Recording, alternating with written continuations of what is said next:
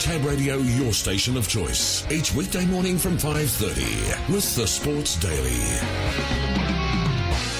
All right, Taylor Cortland and Digby Beacham with you on the Sports Daily. Not too far away from catching up with Glenn Ingram for his best bets and suggested bets there at Flemington today. There is a big race on there if you are wondering. PJ, how can you have a short, sharp preview with DMAC involved? Dear. We will have a preview from 8, but what it looks like, we'll be navigating a fair bit. So 8:12 we have Eagle Farm. The 20 past 8 we have the second from Flemington. Yep. 8:40 and 8:45 we have the first from Morfordville and Randwick, and then Eagle Farm and Flemington races 2 and 3 respectively at 8:52 and 9 o'clock. So we'll do our absolute best to bring you as much information about that meeting there at Ascot today as possible. Scott's text in, unless you own a racehorse, that's the main reason you go to the races, TC. I'm not sure if Scott means if you own a racehorse, that's the main reason you go, or if the punt is the main reason you go to the racecourse. Probably the punt, I would think. But I was more so indicating that's maybe why more younger people are getting involved.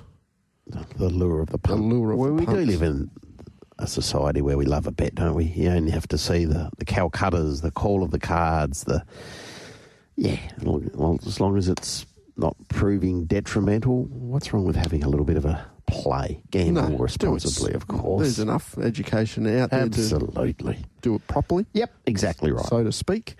We are taking on Shayne Williams as well. Your best bets for Mandurah this afternoon, 0427789571, the Retrovision text line. Your chance to go into the draw for a Tab Touch voucher. Glenn Ingram, not too far away. We'll get his thoughts on Flemington shortly. But Joseph O'Brien was, I think it was at the call of the card yesterday, he was interviewed on racing.com about the chances of Al Riffa today. Al Riffa's been a big talking point. How good is he, Joseph? Yeah, he's a good horse. His form speaks for itself. He's had a good preparation here over the last few weeks. He's got drawn out, but I think that's okay.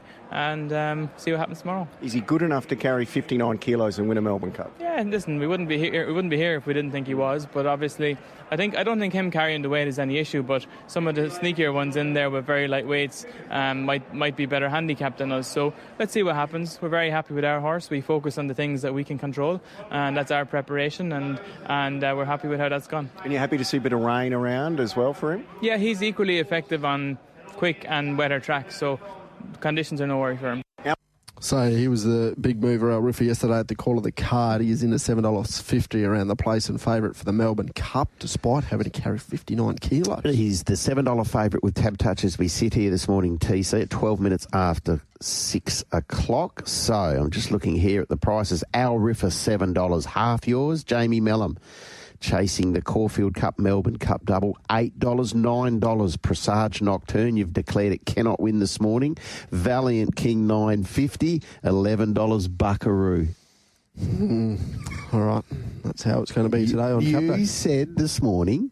I said there was a curse Exactly. pictured on the Herald Sun, and Presage Nocturne was pictured in the Herald Sun today. I'm sure there's horses that are running in the Melbourne Cup that have also been pictured in the Herald Sun. Not on the day of. Not on the day of. I don't know. I have to go to the tape, I think. Glenn Ingram joins us on the Sports Daily this morning. Glenn, a very good morning to you. Good morning, boys. Great to be with you. Melbourne Cup Day, how good. We're on a soft 6. Really looking forward to the day here at Flemington. We've got a little bit of rain around, so there is a chance we might even get a downgrade. Okay. The Melbourne Cup itself, Glenn, what are you thinking?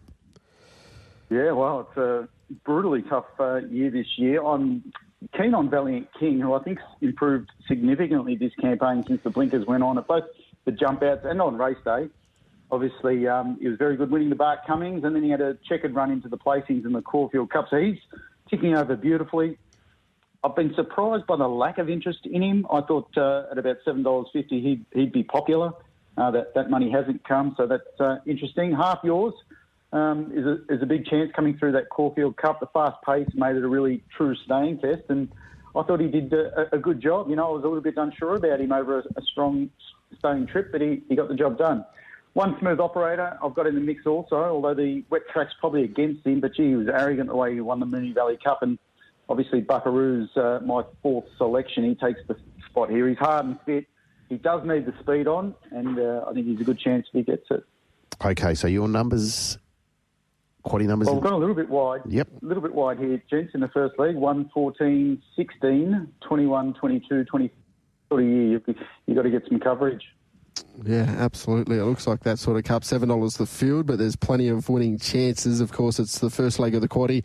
Midday over here, WA time, race number 7 on the program, the Melbourne Cup. Race number 8, Glenn, we may as well work through the quaddie now and then get your best bets and some value bets at the end. The second leg of the quaddie, how do we play this race? Yeah, I think we narrow it down to 4 good chances. It's a very even race for the 3-year-olds. 3-year-olds have been a little bit disappointing this year, and Ludlam goes on top for me. He debuted in a strong maiden at Ballarat. He was very impressive there. He followed it up at Seymour. He won easily there. He was heavily bet. And I think the Flemington 1400's a really nice race for him, and he's in a good stable there with Graham Bed. Katsumi Orochi's another horse who debuted for the new stable at Pakenham. Didn't have to win there, but I think he's got a lot of upside. He's another horse that's going to appreciate a fast tempo today. Ripley comes through the right race, the Gothic Stakes. We saw Temptress come out and win the Coolmore very impressively out of that. So I think you've got to put in another horse, Burma Star, who brings different form lines altogether. And the rain that's arrived is certainly in his favour. But my numbers are 15, 11, 8 and 13. Okay, now we go to the Hong Kong Jockey Club Stakes, which is at Group 3 level over the 1,400 metres. A few scratchings here, Glenn. You can remove numbers 4, 9, 11, 12, 17. Well, if you're following the market, boys, Certain Bird just wins. And this horse is on a rapid rise this campaign. She was a high-rating winner at Caulfield last start. They've done a great job just keeping her fresh on the fresh side, gaps between, jump outs between runs, and look, she's well placed for black type success here. I really like her. I made her the best of the day earlier this week, and there's been good support. She's been 280 into 215 this morning, and she gets a beautiful draw. She'll be very hard to beat. I think she's the only horse we need to include in the quaddie. If you want to go wider, you could throw in Gumdrops, Electric Impulse, and maybe Fancify. All right, 15 standalone, $2.15 currently with Tab Touch. Race 9, number 15, Surf and Bird. Race number 10, how do we finish the day, Glenn? Yeah, well, the good horse of the day has been removed, Savage, so that's thrown the cat amongst the pigeons here. Persian Spirit, I think, is a terrific price. He's got a bad barrier, there's no doubt about it, but he is a very good wet tracker, and he's going to appreciate the soft 6, and he's in career best form, so he'll need a little bit of luck from the draw, but I think if he gets it, he can win. I'm looking at a couple of roughies here. Ryanberg, I thought, was terrific, winning a Cranbourne jump out last week on a heavy track. He's going to get soft conditions today. Gavin Bedgegood's got a big job trying to improve one on Team Hayes. But, the horse, if he can find his early career form, he's right in this. And I think you've got to throw in Vidad at big odds too. Vidad's been taken out. Bolt Savers, Bolt Savers, the other one that I was looking at. Bolt Saver is a very good wet tracker. Look, he sort of looms and doesn't always get the job done, but he's a decent horse on soft tracks, and he'll get his chance. All right, so that's just 12, 6 and 19 in the final leg now with that scratching of Verdad. Can I just get your numbers, Glenn, for the second leg again, please? The second leg, which is race 8. Yep. The quaddie legs for race 8. 7, 8, 11 and 15. Beautiful. All right, so that's 24, 14, 1, 16, 21, 22 into 15, 7, 8 and 11. 15 one out in the third leg.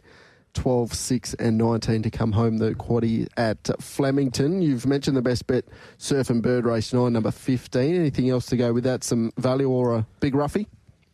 Yeah, well, I think Valiant King's getting out a very good price now. Keeps drifting. I thought that was the value on the day in the Cup. And the roughie, race 5, number 2, Trav. Look, he's huge odds, but I'll tell you what, he is flying, this horse. He was excellent in New Zealand before he came over, and he's run through the Bart Cummings. If you just follow the tape through the line, he was right on the winner's heels there at the end of it. So I thought it was a terrific prep run for Trav, and he's big odds. All right, beautiful. Race 5, number 2, Trav, currently at $34 and $8 a 2,800 metre Heritage Cup. Thank you very much for your time, Glenn. We'll catch up very, very shortly throughout the week, and enjoy Cup Day. Good on you guys. Thanks very much. There's Glenn Ingram, who's been in very fine form over the spring. All right, Brad Davidson now joins us on the Sports Daily. Brad, a very good morning to you. Going very, very well. Brad, what do we like in the Melbourne Cup? We'll start there. Starting the Melbourne Cup, I think Half Yours is the horse to beat, guys. I see he's no longer favourite, and there's a few saying, there were a lot better runs in the Caulfield Cup. But what I think everyone's forgetting is that the Caulfield Cup wasn't run to suit him at all. It was run to suit the one-pace stayers who were doing no work out the back and come home with no turn of foot because they went that hard it wasn't funny. So today, different story, 3,200, they'll come up for air for at least 1,000 metres. He'll get a chance to just settle. He'll get a chance to use his turn of foot. Sting out of the track's ideal, and he still beat the one-pace stayers the other day, even though the race was run to suit them entirely. So today, different story. Hopefully a bit more of a sit and sprint. I think he'll use his turn of foot, and I think he'll be too good. Half Yours for them in the Melbourne Cup. I think he should be favourite, and he's top pick for me. Top 4 for me in the Melbourne Cup, 14, 1, 21 and 6, Al Riffa, River of Stars and Presage Nocturne, rounding out the top 4 for me. I was against Valiant King, guys. I thought he has had everything to suit the last two with a mad speed up front. I don't think he's got the turn of foot to win the Melbourne Cup, and I think he's too short because those last two races, they've gone about 25 lengths above average. So they're my top 4 for the Cup. I thought the best roughie outside of those was More Felons at about 40 to 1. And I'll be throwing him in everything. I'll be throwing the Northern Hemisphere 3-year-old further in everything as well. If he handles the track, he'll go close. Just a wet track, the concern. But they just run well in this race every time, particularly with 52 kilos. Well summarised, I would have thought there, Bradley. Good morning to you. Randwick today, big day, really big day. 10 races on the card. The first at 8:45. What sort of track are we looking at? Yeah, unfortunately, guys, we copped about 13 mil of rain overnight, and we saw when we copped that on Friday night heading into Saturday. It just made the track very testing and pretty tired, and unfortunately, I think we're in for the same today. It's the last thing we wanted yesterday was that rain, and we got it last night. So, unfortunately, makes things pretty tricky on what's already a pretty tough program, but we'll do our best. All right, your suggested plays before we get your quaddie numbers, please, Brad. I thought the best was in race 2, but, again, taking odds on in a highway about on a heavy track, fraught with a bit of danger, but race 2, number 1, Petticoat, I thought was the best of the day. 2 runs back have been great. She was a winner at this track and distance, 2 back, and then bumped into Preeminence up there at Eagle Farm. They ran really good time. I think she gets the job done, and, she has placed 1 from 1 on heavy, so I think she'll get through it. So race 2, number 1. To kick off, the other one for me in the last, I was backing 2 horses, race 10, mainly focusing on number 7, Sunrise, who was just caught wide there, first up 1,100 metres, back to 1,000 today in a race where I think she'll lead. I thought she'd be really hard to run down. She was sort of my main play of the day there today, race 10, number 7, Sunrise, with 53 kilos on her back. And I've also had a peanut on number 4, Bundina, who probably didn't want that rain last night, but he's a good freshie, good Randwick, 1,000 metres type of horse, and sits off this hot tempo and can have a go late. But yeah, number 7, Keener, race 10, number 7, and just a small saver, number 4, Bundina there in the last for me. All right, Sunrise currently at $3.80, Bundina at $6 with Tab Touch. Quaddie kicks off race number 7, Brad. Yeah, kicks off number 7 today. Tricky quaddie. 1, 2, 5, 7, 14 and 16 in the first leg. That's 1, 2, 5, 7, 14 and 16. Second leg, 3, 5, 6, 10 and 12. That's 3, 5, 6, 10 and 12. Third leg, 6, 7 and 2. 6, 7 and 2. And fourth leg, 4, 7 and 8 to bring us home. So that's the quaddie today. Best bet anywhere for me today would be Surf and Bird. I'll join Glenn there. I think it'll win at Flemington today. The first up win was ridiculously good and just has to go anywhere near that to be awfully hard to beat there at Flemington today. Beautiful. All right, that quaddie 1, 2, 5, 7, 14 and 16 into 3, 5, 6, 10 and 12 into 6, 7 and 2 into 4, 7 and 8. Thank you very much for your time, Brad. Enjoy the day. I know it's going to be busy, but hopefully we'll be back a couple of winners. Good on you guys. Have a great day, and good luck to everyone having a punt on the Melbourne Cup today. Yeah, absolutely. Brad Davidson there from braddavidson.com.au. Chris Nelson now joins us on the Sports Daily. He stings in the Wednesday package of stings, so we'll skip that, Chris. Apologies, but good morning to you.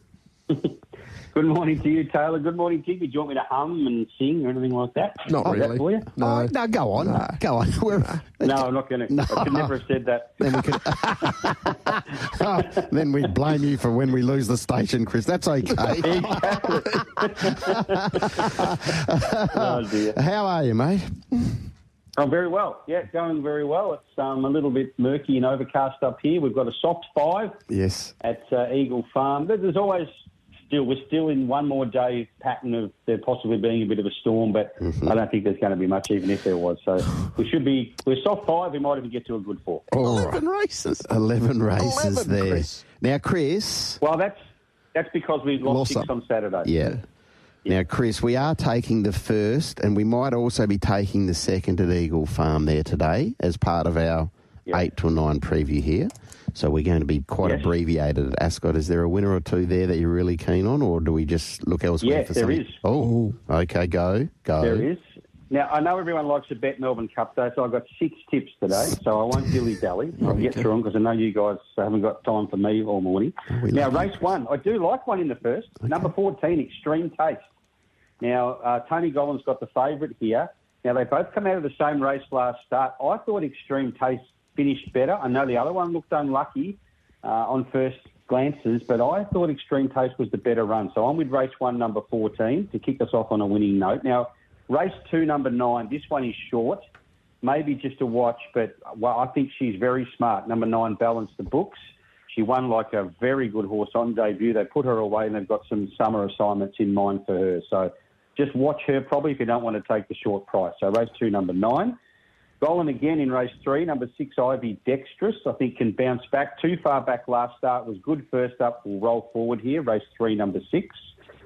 Race 8, number 12, the Biscuit Lovers here. Number 12, Vovo, won by 8 lengths first up at the Sunshine Coast, and then missed the start in town last time. Did a really good job running on against the tempo. Expect her to be up on speed this time. Race 8, number 12.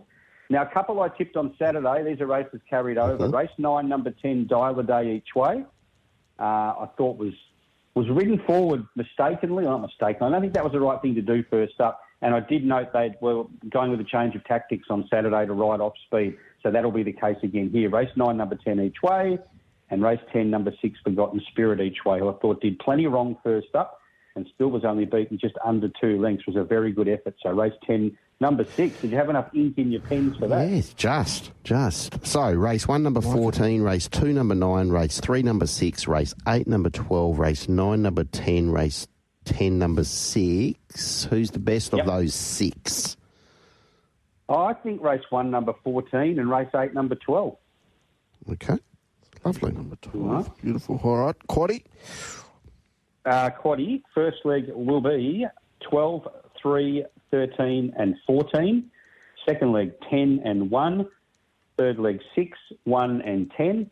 And 6, 9, 2 and 7 to bring us home. Okay, 12, 3, 13, 14, 10 and 1, 6, 1, 10, 6, 9, 2 and 7 to round out what is a massive day at Eagle Farm. Melbourne Cup tip, please, Chris. I've been waiting 365 days for payback. Today is the day for Buckaroo. Buckaroo. Okay. Buckaroo. He should have won last year. He was slaughtered by Marira last year. Worst ride of all time. This time around, won't do that. Jeez. It doesn't matter. No, you're right, it doesn't, Chris. Just send it. Just keep potting him. He's not listening, and he won't. Well, he might be, but probably not. Well, he best listen now. If Land Legend wins, Chris, we'll get you back on the show tomorrow. Oh, dear. No, look, he had no back to get him into the race last year. He covered so much ground. He's clearly got the best form coming into this race, so he just needs an easier, softer run, produced at the right time. I think he can get home over the top of them. All right, Buckaroo for Chris there. Alriffer's into $6.50 now.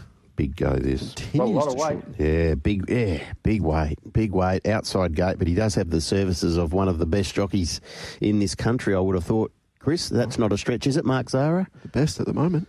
Definitely not, particularly the way he rode there on Saturday. He's a man who'll be in form and high on confidence, so... Yeah, he's definitely there with a chance. And from what they tell me, he likes to give in the ground too. So there you go. Beautiful. All right. Good luck, Chris. Good luck today. Thanks, guys. Great. Have a great day. Enjoy it. We'll do. Chris Nelson there. We'll catch up with him later in the week, looking towards Saturday as well. So $6.50, half yours $8. Presage Nocturne at $9. Good morning, Joe Morera. Yeah, Chris just see, Daniel from Inglewood. He's all over it. What's the he Melbourne said? Cup paper curse is that of a horse pictured in the paper with a model. Oh, okay. So, Presage... Did I not explain that properly? Well, you just said the curse. I wasn't sure. Okay, sorry. You just said a horse in the paper. He's on the back page with, the model. And Okay. Apologies. Oh, well, that's... Thank you, Daniel. Thank you, Taylor. Well done for explaining it, Daniel. Well done. So, Presage Nocturne, horse with model, in the paper today. Done. Can't win. No. Visiting jockey as well. Yeah, you're not big on the visiting jockeys, are you? No. Frankie? Oh, well, hold on. No, don't. Well, he's a visiting jockey. Yeah, he should have had his Visits a lot of Flemington. He visits all of Australia when he should only be about 2 off the fence. Oh, revoke his passport. Fair income. Give it up. Oh, out of the roads. Ben Asgari, will catch up with him very shortly along with Shayne Williams. On the Sports Daily, the Shayne train's coming into the station. Here's Shayne Williams with his winners for tonight's WA Greyhound Racing. How do you do, Shano? Good morning, boys. How are we, boys? We're okay. How was golf yesterday? Yeah, it was the right result, Diggs. We end up getting the cash 13-9, so it's a pretty easy victory in the end. And, yeah, got the cash, and we'll probably spend most of it today on the Cup, I'd say. Yeah, fair enough. Why wouldn't you? Why wouldn't you indeed? All right, we won't keep you long because I dare say you've got some eggs and bacon and hash browns to hook into shortly to soak up some of those white cans. Am I wrong? Wrong? Had a few. I think Greg Hornet's on the duties this morning of cooking breakfast, so that'll be good. He does a good job on that. Does he? I won't lie about that. So, okay. Yeah. All right. Okay. All right. Let's go. Hey? Go. Yeah, let's go. I'm privileged to be here on a Melbourne Cup Day. I got put to the side last year, so thanks for having me on today, boys. We'll kick it off race 4, number 3. It won't be next year. One hit wonder. Race 4, number 3, Neon Fury, boys. It's new to the state, but did have a qualifying trial last week and did zip around in 22.65, winning that trial. She did have 2 runs in northern New South Wales, and that was at Casino in a really nice maiden series, and didn't disgrace herself in that. So, obviously, before arriving here in the West, hard to beat to kick us off for Cosy race 4, number 3, Neon Fury. Currently at $2.80. Tab Touch, where do we go next? Yeah, race 8, number 1, Catch the Feels. She's only lightly raced with a good winning strike rate, winning 5 of 10. Did have a trip to the queue last start, so obviously Connections thought she's above average, and back to Mandurah here, where she was runner-up in very fast time, 22.31, 2 starts back. Strikes a very winnable race. Tough to beat, race 8, number 1. Okay, and your final play, please. Yes, race 10, number 8, Finale, since we're on the golf theme. Doesn't win out of turn, but is very well housed out in the Fairy Floss. We have to be on him each way, probably more the place than the win.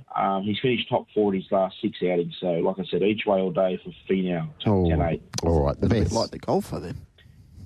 Yes, race 8, number 1, the best, around 160, I think. So just remember, punters, it's also an afternoon meeting, not a night meeting today at Mandurah, so don't get caught out there. All right, that race jumps at 5:40, race 8. So Catch the Field's the best there. All right, Shano, Melbourne Cup tip, please.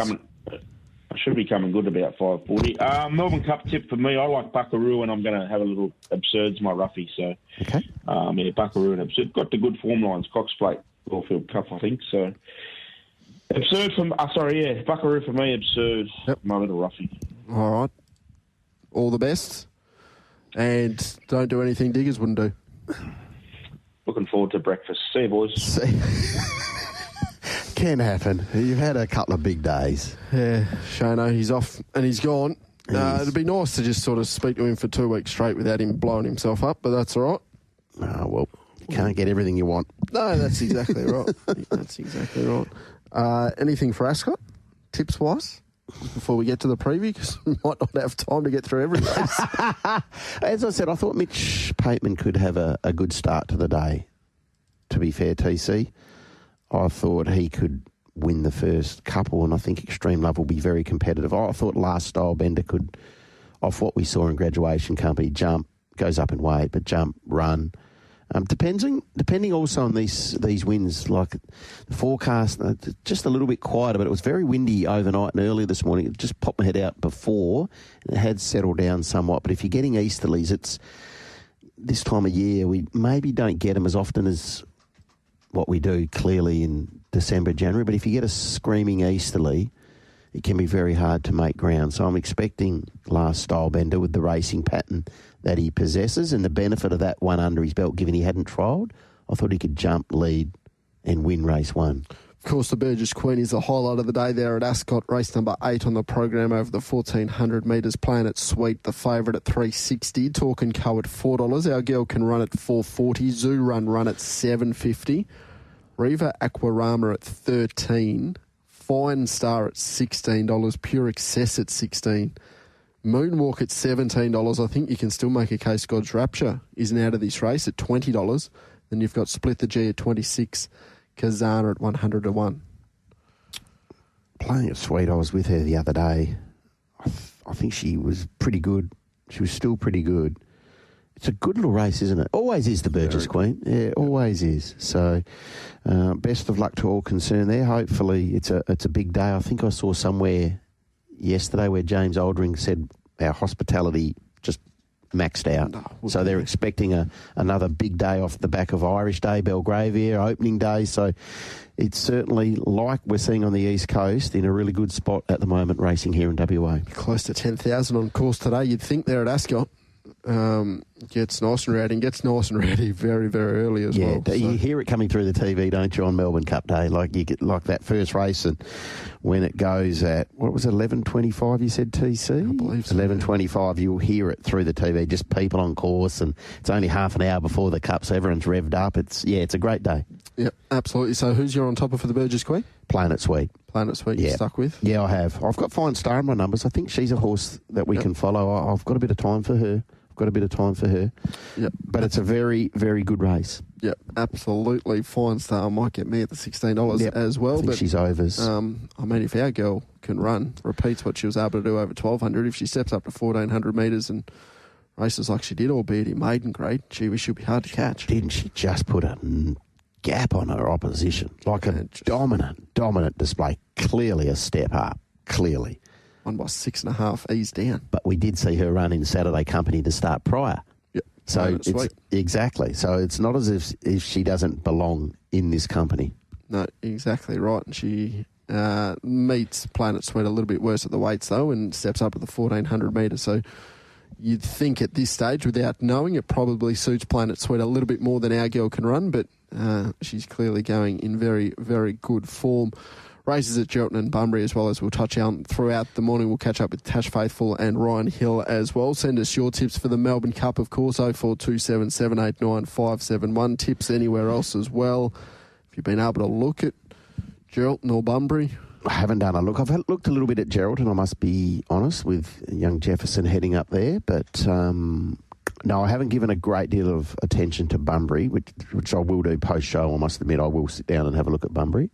I thought at Geraldton, Sure Knows Something was pretty good first up. I thought second up might be able to play a part in race number 4, and then I thought the trial for Gordon Spout, Goalkeeper, in race number 7, the final event of the day, trialled up really nicely. Now, first up horses up there in Geraldton with sort of a lack of riders and how fit they are. That's probably a question mark. Might have to watch the market in terms of that, but trialled very, very well. I have no hesitation backing a Gordon Spout horse fresh. I think he's an excellent conditioner of horses, Gordon. History says that he will get them to run out of their skin early into their campaigns. Absolutely. So that's race 7, number 2, Goalkeeper. Race 4, number 5, Sure Knows Something up there in Geraldton, Something Small. And Savage Dance is going to be hard to beat at Ascot. Yeah, you would think so. I must admit, I'm looking forward to seeing Belvedere Rock go around again. Yeah, $1.28. Now, sure, no, not a betting proposition, but it just looks really, really exciting. He's a horse that, the Midwest people can be very proud of, I think. He's rising in company today, but boy, he's short. Yeah, I got the impression, might have been Tess Daly interviewing Barry Newnham after his latest win, and Barry was just trying to stop himself from saying something outrageous about how talented this horse is. Yeah, exactly. He might be able to win up there in Cheltenham today. The market certainly suggests he will, and then he'll be able to head to the metropolitan area, hopefully. All right. We'll get Ben Asgari on the line very, very shortly from racing.com, of course, to take a look there at Flemington. He'll be able to give us the latest from the track there. Soft 6 at the moment. Showers expected a little bit later in the day. Whether or not that's going to impact, Glenn Ingram suggesting maybe we might get another downgrade for the track from a soft 6. But as we've spoken about throughout the week, there aren't too many horses at the top of this market there in the Melbourne Cup that are going to be affected by a soft track. No, I think particularly the Northern Hemisphere horses, albeit one smooth operator comes here and wants good ground, but if you get some juice in the track at this time of year over there's a lot of the horses that are conditioned to it. They've seen it. You don't get to the level that they have and raced in as many races as they have without being somewhat adept in rain-affected ground, I would have thought. El Riffa, $6 with Tap Touch. Just continues to be backed. Good go, isn't it? Will certainly start the favourite if this continues. Ben Asgari from racing.com joins us on the Sports Daily. Ben, thank you very much for your time on a busy day, and good morning. Yeah, good morning. Happy Melbourne Cup Day to everybody. Yeah, exactly right, Ben. Good morning to you. Can you paint the picture, please? How is it over there? Yeah, so it's a cool morning. It's nothing like Derby Day in terms of the glorious sunshine, but the key thing is, I think everybody was, well, not everybody, I think a few of us had a bit of faith in Flemington, but there were a lot of people doing the heavy track form and trying to find the best heavy trackers in the Cup, etc. But, we've had the best part of 35 millimetres in 24 hours, but the track come up a soft 6, which is, a testament to the quality of the surface. So, so that's a positive. I think that we're not looking for heavy trackers at this stage, at least today, but there are a few showers passing through, but it looks as though most of it's gone. So, should be on soft ground, but not too bad at all. All right, so it's sort of around the 6 by the time we get to the Cup is what you're expecting. We probably won't move, hopefully? Yeah, I think it could if you got 1 or 2 showers during the meeting, get to a 7. But the other thing is if you completely dodged all the rain today, and I don't think there's much, if it all came through and it fined up, it wouldn't shock you if you got back to a 5. So I think this is the safest bet is expecting a 6. It's not an overly warm or windy day. Talking of 6, that is the price Al Riffer is with Tab Touch. He heads up the market, $6. There was support for him at the call of the card, and it has continued on to race morning. Sure has, yeah. I was a little bit snoozy there. I like Al Riffer. He's one of the horses that I'm happy to back in the race, and my focus had already turned to Oaks Day in terms of just the workload for this week. Yesterday, trying to get the form done and or at least started, and missed that big move for Al Riffer. But look, he's the clear best horse in the race, and I think we saw it a few years ago on soft ground with 58 kilos. Gold Trip was able to carry the top weight, and he's a very similar profile to Gold Trip in terms of he's got that real middle distance class from Europe. He's shown that he can stay in an Irish Ledger last time out. So I think he deserves to be favourite in the race. He's probably losing that edge in the price now, but he's, I think, one of the better winning chances in the race. What do you make of the chances of Half Yours? Oh, he's got a great hope. The soft track's a big bonus for him. And look, while I'm probably willing to risk him personally at the price, given he's so brilliant at 2,000 metres, I've got my queries about him staying the 2 miles. He's about as good a wet tracker as you'll find. So the fact that we do have some give in the ground as opposed to his brilliant recent form on good tracks is only a bonus for him.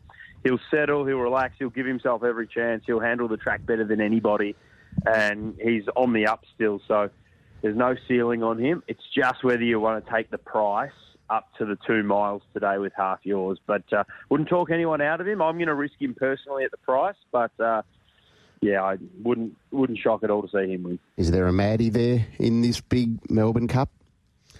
In terms of just something out of the market, I'm not sure. There's nothing I like at huge odds. There are a couple of other races, but in terms of the Cup, the other one I could back along with Al Riffer is River of Stars. I think she's the best price in the race. She's about still $17 the last time I looked this morning, and I think it's way over the odds. Now, I know she wasn't even able to win a Sydney Cup last preparation at 2 miles, but You look at her form in France before coming to Australia, and she's just a dead-set 2-miler. And her run in the Caulfield Cup was arguably the run of the race. She was the only horse whacking away close to the speed. She's got no turn of foot. She'll love the 2 miles. Chris Waller, grand final day. He's been pretty bullish about her for quite some time now. So, yeah, I think you've got to include her in everything, and I think you probably have to have something on at $17. It doesn't cost you much to get a good result out of her. No, exactly right. Do you have a thought on riders riding in the Melbourne Cup for the first time or fly-in jockeys for a Melbourne Cup there at Flemington?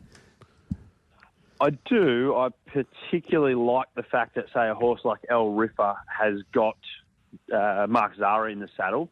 I think it's a big advantage for him, and I think it's a big plus. I think if you're taking those sort of prices about a horse that's top weight in the Cup, you need the best of the best, and he's got that with Mark Zahra. I think he's in form. Yeah, he is at the peak of his powers. He's riding so well, and that's what you want. I think it's a bit tough to fly in from the other side of the world when you're not sort of in sync with the Australian racing. The very best can do it, but it's pretty tough. I think it's a big advantage for, say, a horse like Maydan, who gets James McDonald on. He probably didn't get the best steer in the Caulfield Cup, and now he gets James McDonald on. That could really help. But I guess the query with that horse is will he stay? And I'd be willing to risk that he won't. But Flemington and James McDonald on are big ticks for him. Ben, you mentioned there were a couple of others on the day that you were interested in. Could we press you for those, please?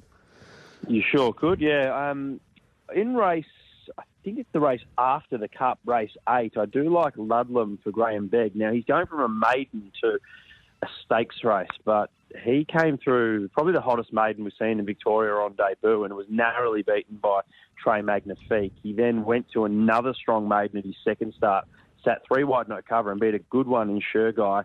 The second and third have both since won from the race. He's a really progressive horse, and I like wide draws later in the day. It's a similar story for the horse that I think is probably the best each way on the program in race 9 in Pondalawi. She's flying this mare. The Brown team couldn't have her going any better. She's run some of the fastest closing splits of the meeting in each of her last few starts. Now, she's been missing the kick getting into impossible positions on fast ground or good tracks, I should say. Now she finds a softer track, which can maybe keep her in touch a little bit more.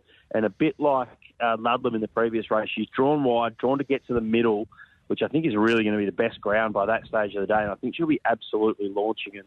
Look, I don't know if they've found her this morning, but she was about that $13 mark not long ago. So I think she's a great each-way bet in race 9. For those who like to have a little small couple of dollars at really big odds on Melbourne Cup Day, and it's a great day to be having those kind of bets because there's huge fields, everything's set for the day. There's just so many chances. Punting doesn't get much tougher than on Melbourne Cup Day. And a couple of real roughies. Race 3, Flash Feeling, who's been $126 into $61. If he can find anything like its best form, it's got to hope. I think we can be a little forgiving of the recent form. It's worth a small each-way bet. And in race 4, I think you can have something at about $30 on Mitch Friedman's maiden down the bottom, Gold Topaz, who is still a maiden, but you got to remember some of the favourites have won some pretty moderate maidens in their recent starts. I don't think there's a big gap at all from maiden grade to that race number 4. So Gold Topaz each way, along with Flash Feeling each way for a couple of roughies on Melbourne Cup Day. All right, beautiful. Thank you very much for your time, Ben. Enjoy the day, enjoy the Cup, and hopefully we come out in front. Yeah, thanks, guys. Thanks for having me, and I hope everyone has a great Melbourne Cup Day. Absolutely. Ben Asgari there from racing.com. A few tips, a little bit of a run-through of the chances in the Melbourne Cup. Sorry, TC, and I think he makes a really pertinent point. Like, it's a big day, Melbourne Cup Day, but if you're a form analyst like Ben and you're paid to give you selections, like you don't have your head out of the race book and the form guide, do you? Because you're just watching replays, you're doing your data, you're looking at your notes from previous meetings, and you're working through so many contrasting form lines. There's a lot going on. Yeah, exactly right. I was going to have 2 bets outside of the Cup, but Glenn and Ben haven't even mentioned them. That's okay. So that's disappointing. No, just because they didn't mention doesn't mean you're wrong. You're entitled to your own opinions, TC. It doesn't mean I'm right either. No. Someone texted in and said the curse is TC's punting. Oh. Not the model on the back of the... Wow. Scott, TC's punting is cursed. There you go. Good morning. Gee whiz, Scott. It's supposed to be all love, Melbourne Cup Day. Oh, well, Scott doesn't. No, well, and you hate Frankie. So Yeah, well, I do hate Frankie. You're dead right. 100%. I stand by that. We're going to go to an ad break and let you cool down. No. Settle. We'll be back. Make Tab Radio your station of choice. Each weekday morning from 5:30 with the Sports Daily. All right, happy Melbourne Cup Day. Taylor Cortland and Digby Beacham joining you on the Sports Daily. We're not too far away from the first at Flemington, 7:45, so we're less than an hour, Diggers. Yes. Yeah. Having a bet? There was one there. Not that I won't be having a bet, but there was one. Why not? It's the first on Cup Day. Just send it. Yes. No, there was one. I think it was the Hayes boys. Is it Carnival? Is it the Pinatubo? So yep. Favourite, $4.20. Yeah, look, just only because I was having a look earlier in the week about some of these babies and how much they cost. I think he might have been around the $650,000 or $700,000. So they did pay some money for the Pinatubos at the sales. So clearly he's going to be a horse who's going to garner a fair bit of attention. So, and clearly the market likes him as well. Mick Price and Michael Kent Jr. take a 2-year-old colt by Brazen Bow to the races called Brazen DeChambeau. Brazen DeChambeau. Very good. That's a very well-named horse. It is very well. Yes, I like that. That's good. Tornado Valley's at $6.50 on the second line of betting. Diameter is at $6.50. Our man Bryson's at $7.50, and then $10 about daily reward heads the remainder of the others. Race number 1 at Flemington there. 1,000 metres. Maribyrnong Plate kicks it off Group 3 for the 2-year-olds as it does every year, Melbourne Cup Day. Yeah, it does. Zara linking up with the Hayes boys, and we spoke about it yesterday, TC, about Mark Zara riding 2-year-olds for the Hayes boys previously, and how he doesn't normally like to ride them, but is quite happy to do so when the Hayes boys train them. So that might also be a pretty good indicator today about Carnival, who is your $4.20 favourite, as you said. All right, Betty from Bunbury's texting daily reward, Diggers. Anthony and Sam Friedman, Okay. Star, 2-year-old filly, $10. Okay. Craig Williams on. All right, thank you, Benny. Take that on board. Team had a nice day Saturday. Just before we get to 7 o'clock news, Diggers, tips please from our tipsters. Yes, Glenn Ingram likes Valiant King, race 7, number 24 in the Melbourne Cup. Also really bullish about race 9, number 15, Surf and Bird. Brad Davidson concurred. He thought Surf and Bird was the best in the country today, but at Randwick on a heavy track, race 2, number 1, Petticoat, and also race 10, number 7, Sunrise. And Chris Nelson's selections, Eagle Farm, he had 6 of the best. Race 1, number 14, Extreme Taste. Race 2, number 9, Balance the Books. Race 3, number 6, Ivy Dexterous. Race 8, number 12, Vovo. Race 9, number 10, Dial a Day. Race 10, number 6, Forgotten Spirit. Chris's Melbourne Cup tip, Buckaroo. Brad Davidson's Melbourne Cup tip, half yours. And as I touched on, Glenn Ingram's Melbourne Cup tip, Valiant King. Is there a chance you get too many tips? Yes. And I think we've got there. It is not even 7 o'clock and we're at that point. Just stick with Valiant King and just try and block the rest of it out. Give our Riffer strength. Gee whiz. Our Riffer. Our Riffer for me. Oh, you've unloaded? Gamble responsibly, of course, Taylor. You didn't answer my question. It wasn't a question. It was a statement. I said, did you unload? Oh. No, I didn't unload. It's Melbourne Cup on a soft track, and he's got 59. That would be silly. Don't be silly. All right, out to the news. Back after 7 o'clock. We'll catch up with Tash Faithfull and also Ryan Hill. Make Tab Radio your station of choice. Each weekday morning from 5:30 with the Sports Daily. All right, welcome back to the Sports Daily. We'll take a look around locally, try and find a couple of winners at Bunbury, at Geraldton.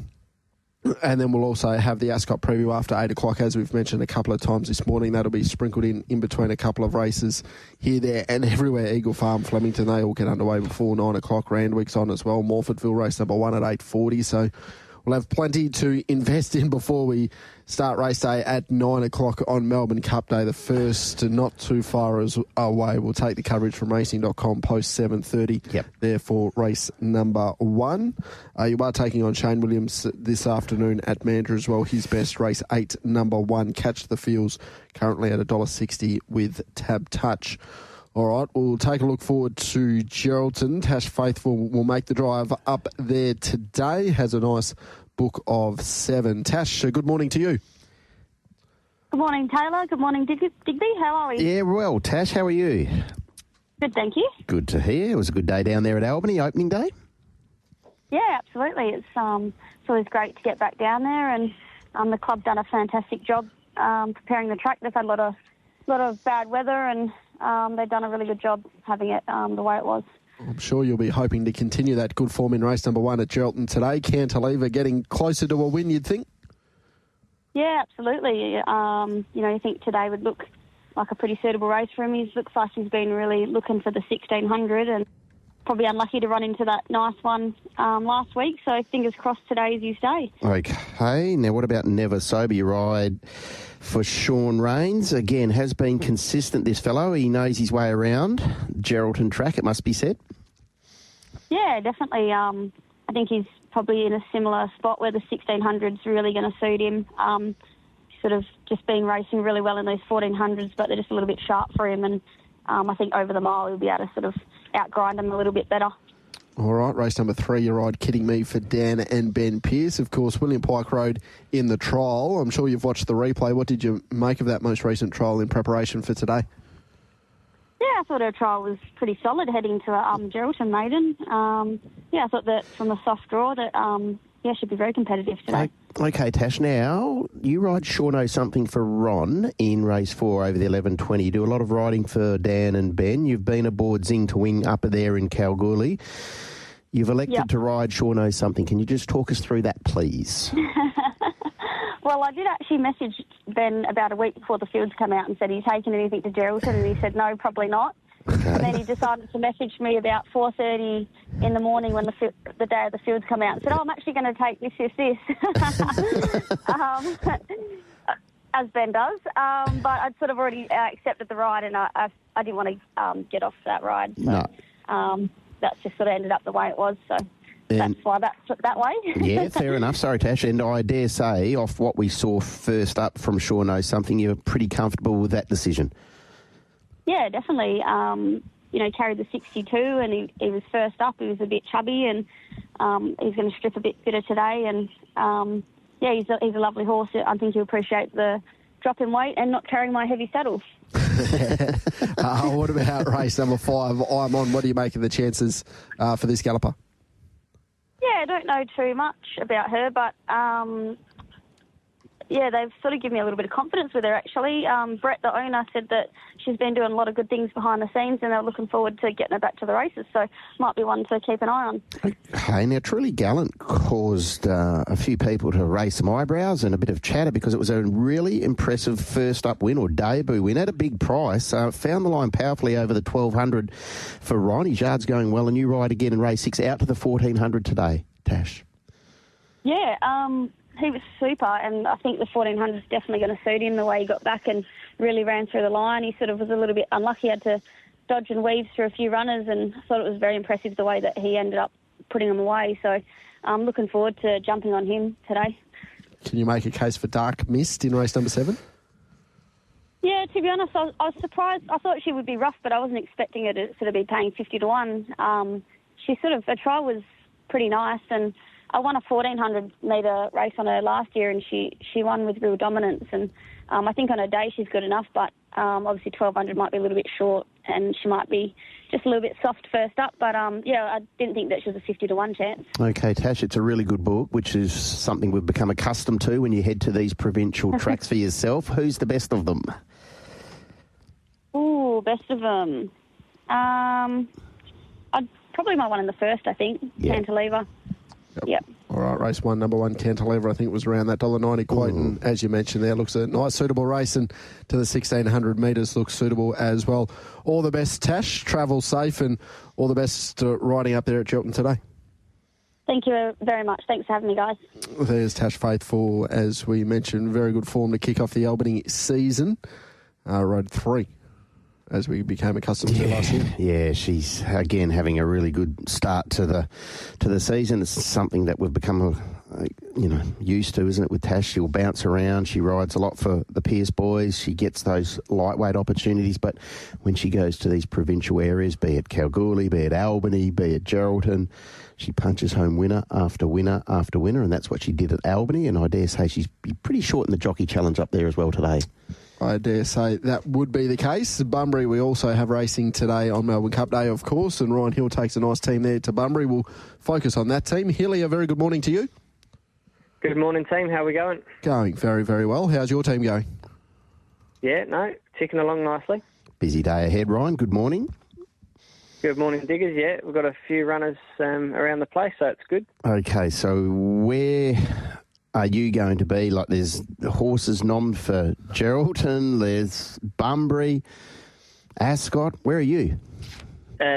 Bunbury, where there's more runners. Ian's already left for Geraldton, so he's up there. All right. Yeah, so we'll spread ourselves around. All right, you're staying in Bunbury, as you said, where you've got a lot of runners, and Vic rides them all. And the first race 1, this 1,700-metre maiden, gravity defying from barrier 3. What are your expectations here? Wins. Wins? Yep. Is that it? Simple. Yep. Wins. Nice horse. Yeah, he is really nice. 1,700, second up, probably not what you'd normally do, but he sort of, that's his go. I think we've got him. Brad was pretty happy with him the other day. He just had a couple of hundred of one pops kicking out in front of him, and he hasn't got much tactical speed early over that shorter distance, and he never got out. So straight up to the 1,700. I know there's a $1.70 pop in the race, but I think he wins. Okay, that's a good push there. And now that is the streamlined form reference, and we saw Berry Blast heavily supported and come out of that race and win. So I think it's going to be a form line, and we get to see streamlined in the Faretha as well on Saturday. So clearly there's an opinion of that horse. What about Solo Vega in race 3? She's getting better with her trials, so we've just been waiting for barrier 4. She should get a soft run, but I'd look for her sort of next preparation. But I'd say she's a next prep horse. All right, he's a long laugh, nearing a win. Yep, he was a really good run the other day. Him and Simon's horse just got held up the other day. I think it was 1,000 or 11 at Northam, and Simon's went super in that Placid Art Prelude the other day. So he's drawn a bit tricky, but that'll suit him. He can just punch forward. He's rock hard fit. He'll lead or be outside the leader, and he should go really well. Correct me if I'm wrong here, Ryan, but surely Pure Silver's got more than a maiden in her.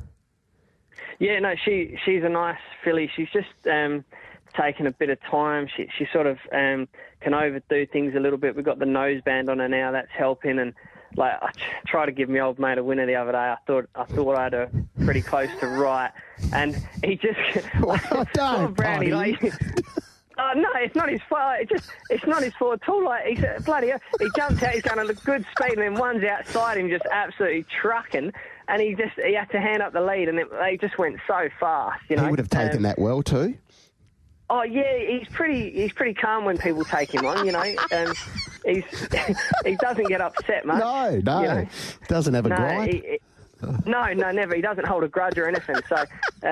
He won't write that one down in his book for whoever took him on. But So, and then to make it worse, Victoria's on it today. So but no, look, in all seriousness, she's a nice filly. She's drawn a bit tricky today, but she can just slide forward, and she should go really well. All right, that's Pure Silver ridden by Jason Brown last time, and I'm glad you said something, Hilly, because I thought he could have done something a little bit different last start as well. Race number 7, Quick Cookie. How forward is Quick Cookie today? We haven't seen at the races for a couple of months. No, she'll probably just need the run, but I think I've bought her for $1,000 for me and Mick, and she's earned a sort of $70,000, so she's been a handy little pickup. So she'll run a good race today. She might just sort of we'll see how the track's playing, forward or back, and ride her that way, but she might just need the run today. Okay, so the best of them comes up early, that being Gravity Defying? Yeah, I'll be pretty disappointed if he gets beaten. I've got to go early because Mickey's got a full team in down there as well today, and this is about the only race he hasn't got a runner, so got to knock me neighbour off. All right. Now, what about at Geraldton? As you said, Ian's already left. Is there a winner there? Hit the jackpot. I think he should go really good up back into that sort of grade. All his runs are really good when he's only a little fella, and all his runs, you look, whenever he's got no weight on his back, he goes super. So I've got my little Hong Kong jockey on. So barrier 1, he'll jump and run, and he should be hard to beat. All right, that's race 4, number 7 there at Geraldton. Hit the jackpot. Can you give a push for As a Dream at Ascot? No, I think it's pretty tough for her. But she'll be doing her best. But I'd say, like I say, I think if Gravity Defying, Pure Silver hit the jackpot, they're our best 3 today. Okay, now Ruben Sealing was nom for the Faithfull, didn't get a good gate, so you go to a different race. Is that correct? Yeah, he'll go to the. Is it the mile? Is it one Metro Win? Yep, Whatever. yep. So he'll go that way. Not that we're sort of. I think he's up to him. I really do. He's a nice horse. He's been really good to us. But my thoughts were with the barriers, I didn't want to give him a gut buster before the Guineas. And I just look back. I remember when SJ won it. He never went any of it. You don't have to go that way. So I'd rather go jump from barrier 2, have a soft run. If he's held up and he's unlucky, I don't care. Better than being 4 and 5 wide, and we're trying to go to a Guineas in 2 weeks. Yeah, for sure. How good is he? Because he's 2 for 2. They haven't been fast run races, and saying that Sometime Lucky, who he beat the other day, was good on Saturday. Yeah, no, he's a good horse. I really like him. The time isn't, but he shows he led him one easy. He sat back the other day.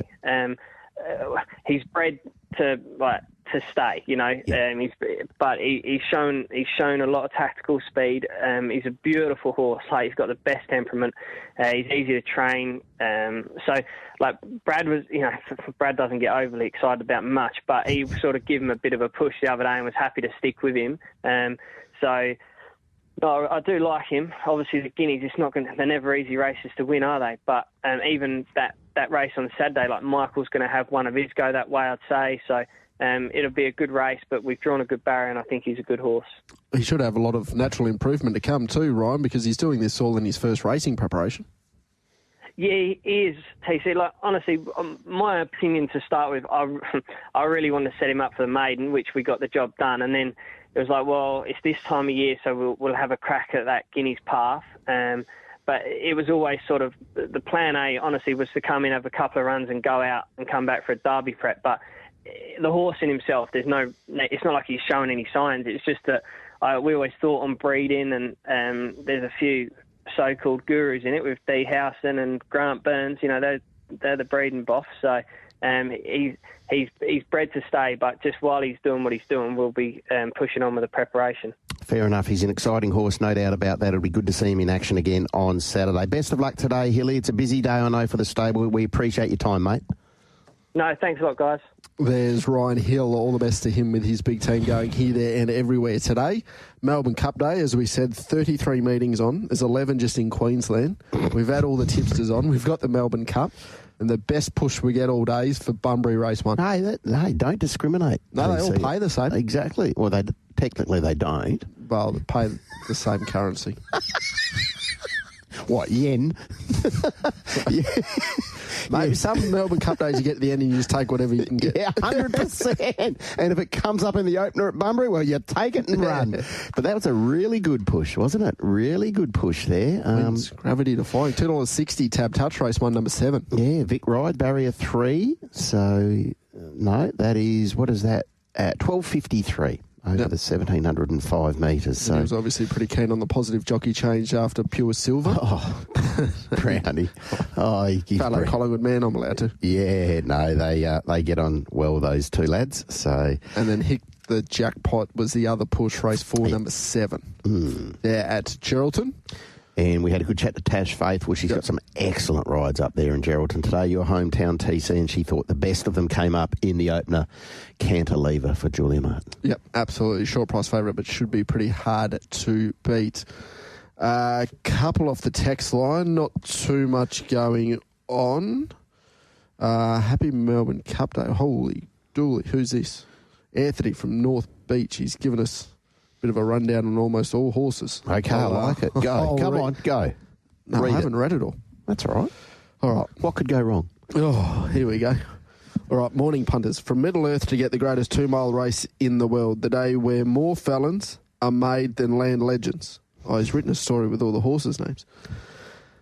The weather is absurd for Melbourne Cup Day today, but that doesn't mean the ladies and young buckaroos won't be dancing their goody two-shoes away. The day always starts like one smooth operator, smooth and sensual, but as the drinks are downed and the illicit substances consumed, whoa, what could go wrong? People will be screaming, Maidan, as it always gets too much for them. But this time we will see a changing of the guard as smooth becomes sly. El Riffa, a.k.a. Rippers and Arapahoes, become the flavours of the day rather than a dainty Chevalier Rose. As the Vauban continue to entertain the crowds, Tarzan's Smoke and Roman cousin, Darren Zeno, will be seen swinging with the pundits and serving gelato, which is much better than Athabascan and Robbins.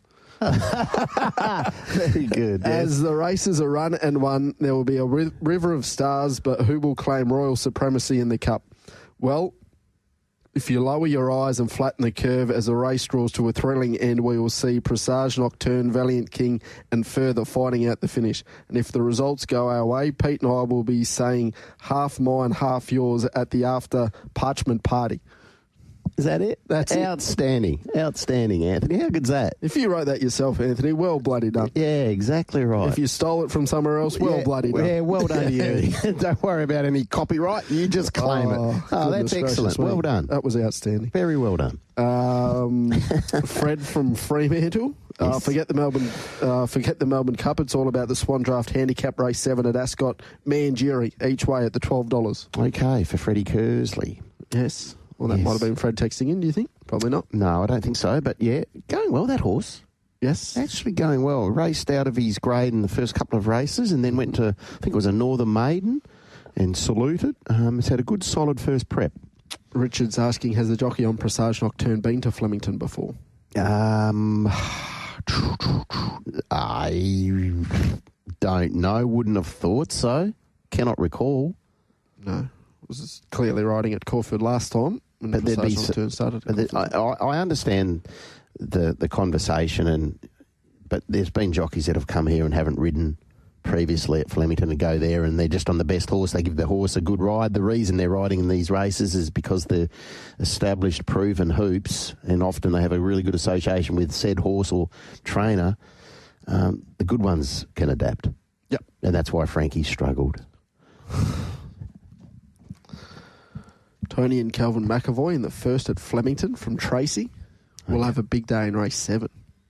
So Tracy's all aboard the Tony and Calvin McAvoy train today. Carnival, the $4.40 favourite in the opener, which is the Group 3 Maribyrnong Plate over the 1,000 metres. We are on to soft 6, a soft 6. I'm just looking here, Matt Hill's selections, 5, 4, 2 and 9. Diameter, Carnival, Tornado Valley and 9 Daily Reward. The Brazen Bow Colt out of Circular for Godolphin is the selection there for Matt Hill in the opener, currently $6.50. All right. Chris Waller trains. Okay, that's a look at the first.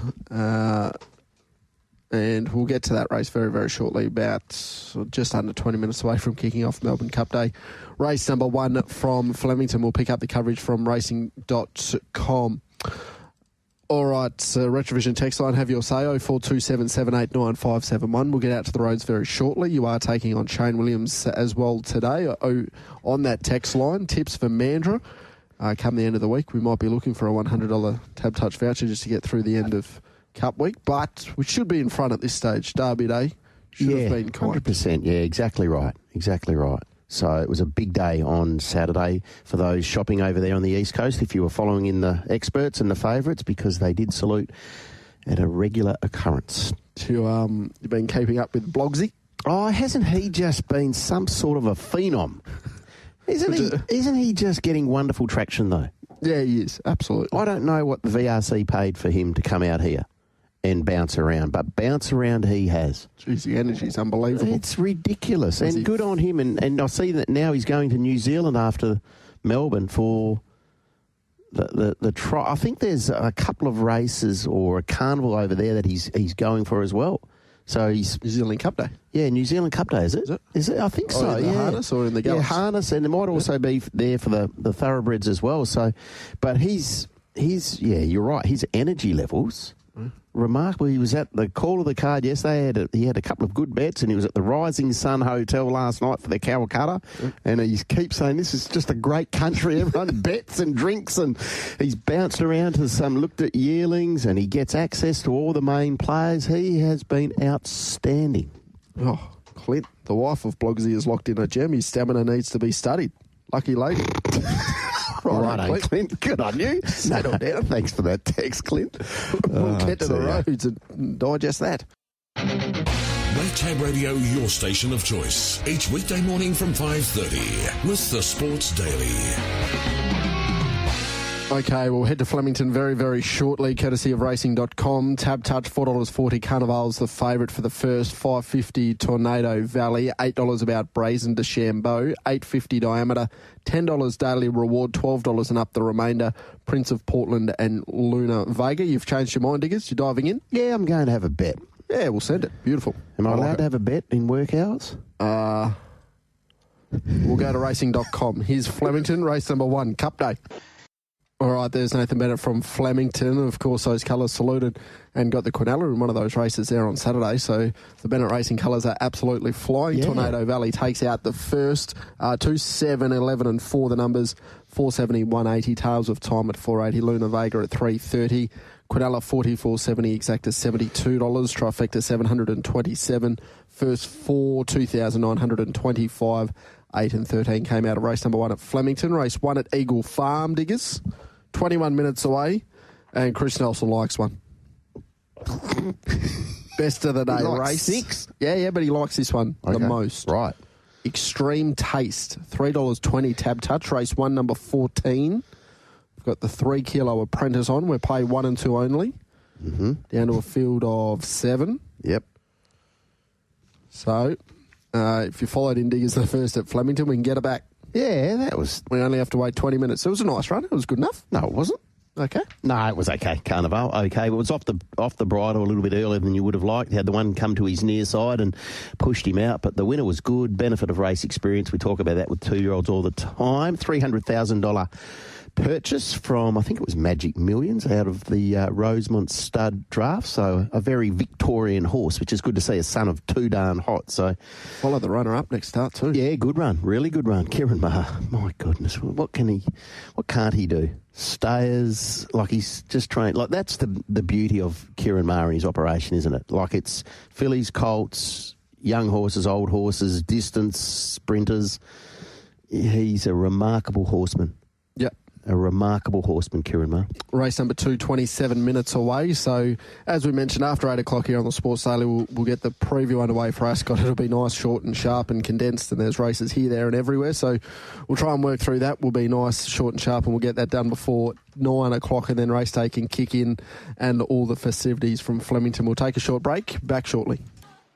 Red Tab Radio, your station of choice. Each weekday morning from 5:30 with the Sports Daily.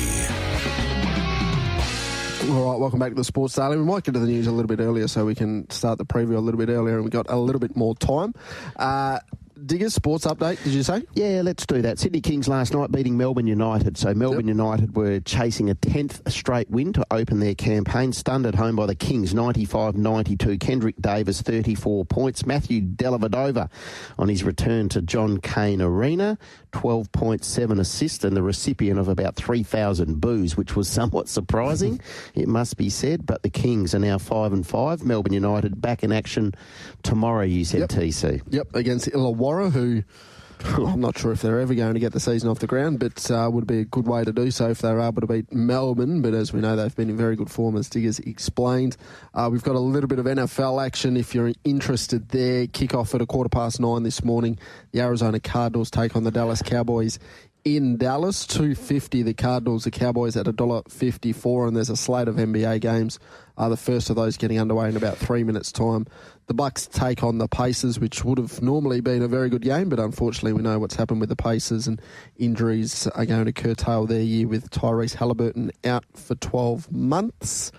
The Wizards takes on the Knicks. The Jazz take on the Celtics. The Dallas Mavericks play the Houston Rockets, which isn't a terrible game, but Mavericks without some of their stars as well, so watered down at the moment, unfortunately. Bit of a shout-out to Josh Giddey yesterday, another triple-double for the Chicago Bulls. They went down to the New York Knicks, but I think he's now recorded 19 in his short NBA career and has already had more than many other players at the Chicago Bulls that we know. So he signed the big deal to the commencement of the new season, but he's in excellent nick. Absolutely. All right, we've got Sheffield Shield cricket next week as well, as we spoke about off the top of the show.